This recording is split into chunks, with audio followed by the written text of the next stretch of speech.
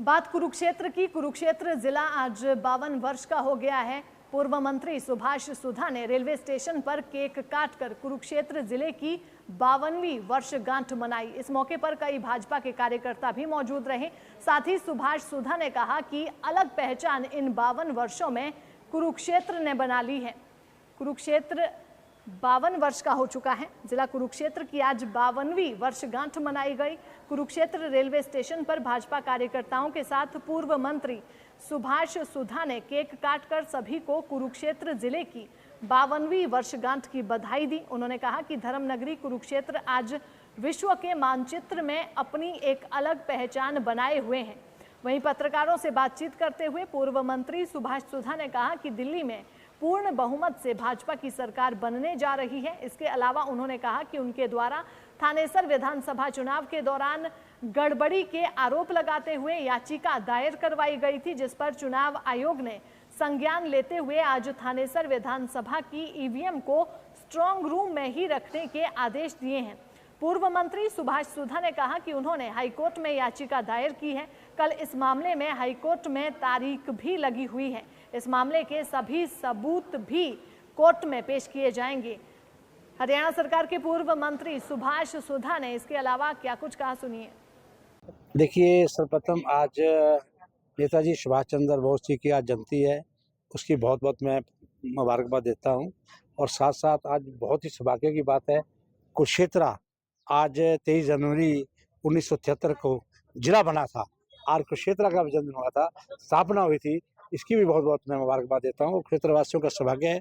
पूर्व में प्रधानमंत्री रेखा नंदा जी का, हमारे देश के प्रधानमंत्री नरेंद्र मोदी जी का, देश में पूर्व मुख्यमंत्री श्री मनोहर लाल जी का, हरियाणा प्रदेश के मुख्यमंत्री नायब जी सैनी जी के मार्गदर्शन में लगातार 3 टर्म लगातार जो क्षेत्र का विकास कार्य हो रहा है, उसके लिए मैं क्या बहुत बहुत क्षेत्रवासियों को मुबारकबाद देता हूँ। और मैं कहूँगा ये हमारा सौभाग्य है। क्षेत्र डिस्ट्रिक्ट बनने के बाद लगातार 15 वर्ष मुझे भी यहाँ पर कार्य करने का जो सौभाग्य प्राप्त हुआ, उसके लिए भी मैं बहुत बहुत जनता का धन्यवाद करता हूं। और साथ में कई विकास की गति को आगे भी हम इसी तरह से रखेंगे।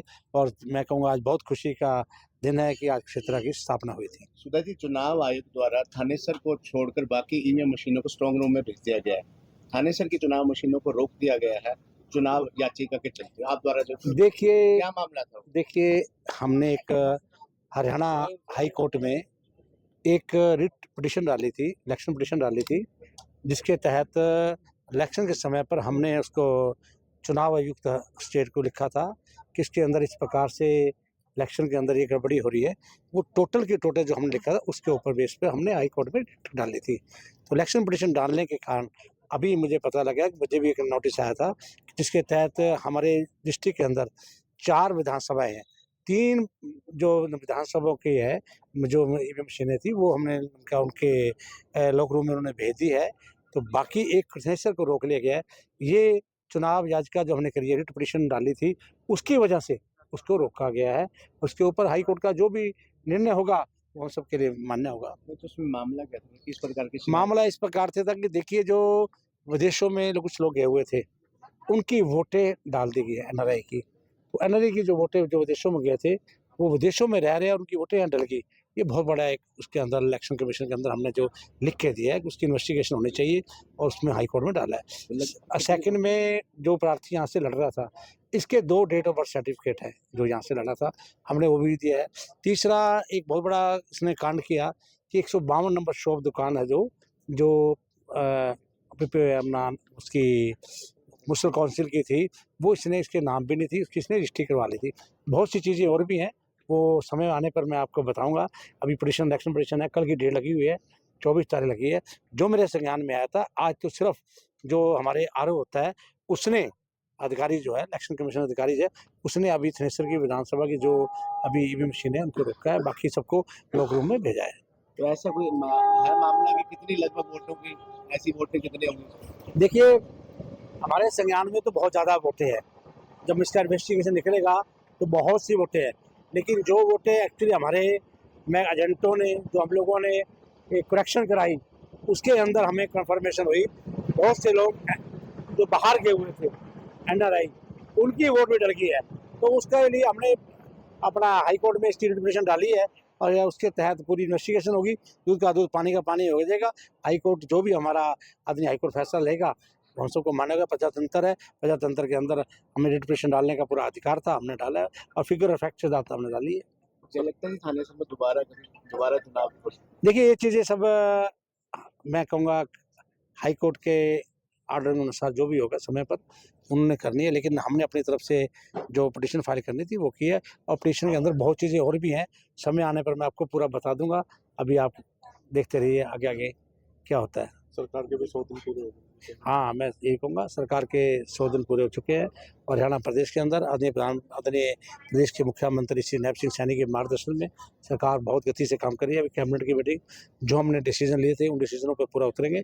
हमने एक बात कही थी कि 100-100 गज के प्लाट देंगे, अवश्य गरीबों को 100-100 गज के गाँव में जिनको प्लाट नहीं वो भी मिलेंगे।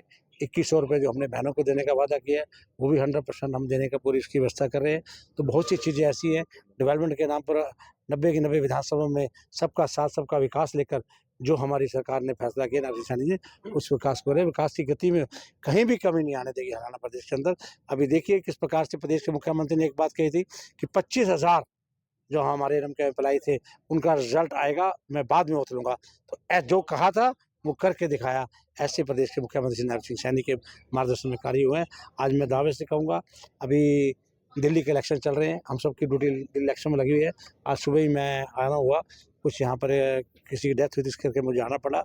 दिल्ली इलेक्शन के अंदर भी भारतीय जनता पार्टी की सरकार बड़ी मजबूती से वहाँ पर दिल्ली के अंदर सरकार बनाएगी। 25 तारीख को मुख्यमंत्री के हाँ, इसके लिए भी 25 तारीख को बहुत जोर शोर से पूरा देश जहाँ जहाँ भी मुख्यमंत्री जी गए वहाँ एक अपनी उन्होंने अभिशाप छोड़ा हुआ है और मैं दावे से कह सकता हूँ प्रदेश के मुख्यमंत्री जी का पूरे देश के अंदर जन्मदिन मनाया जाएगा। अब खास तौर पे हरियाणा स्टेट तो बनाएगी लेकिन आसपास की स्टेटों के अंदर भी बहुत को जोर जोर से उनका जन्मदिन मनाया जाएगा 25 तारीख को। थानेसर की जनता को नगर परिषद चुनावों का बड़ा इंतजार है, कब तक संभावना है?